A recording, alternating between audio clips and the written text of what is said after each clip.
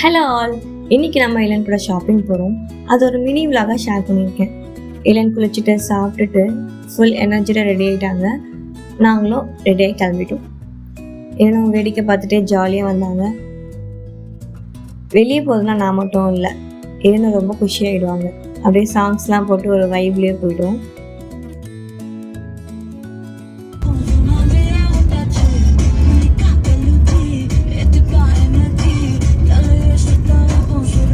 நாங்கள் டிமார்ட் தான் வந்திருக்கோம்.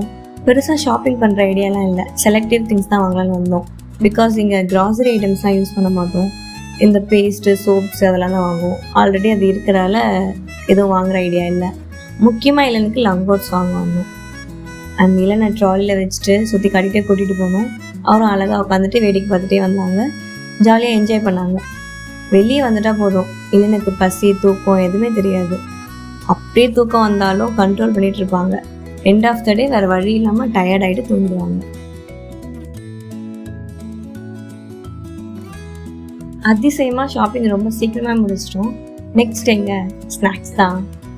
எனக்கு ஒரு 1 வீக்காகவே சிஸ்லர் ப்ரௌனி ஒரு கிரேவிங்ஸாக இருந்துச்சு.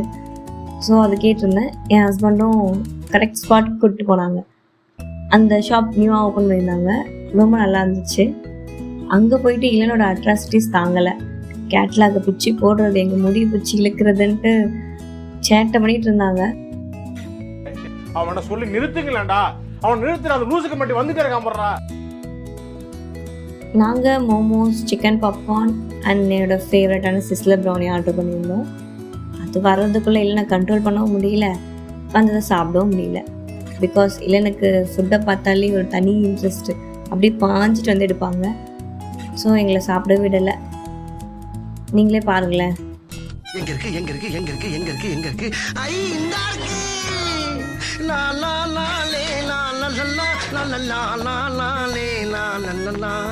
ஒரு வழியாக அவளை மேனேஜ் பண்ணிவிட்டு சாப்பிட்டுட்டு அந்த லைட்டிங்ஸ்லாம் நல்லா இருந்துச்சுன்ட்டு ஃபோட்டோ எடுத்துகிட்டு போகலான்னு நினச்சோம். இல்லைன்னு கூட ஒரு ஃபோட்டோ எடுக்கிறதுக்குள்ளே எங்களுக்கு போதும்னு ஆயிடுச்சு. லிட்ரலாக அவங்க கண்ட்ரோல் பண்ணது ஒரு பெரிய டாஸ்காகவே இருந்துச்சு.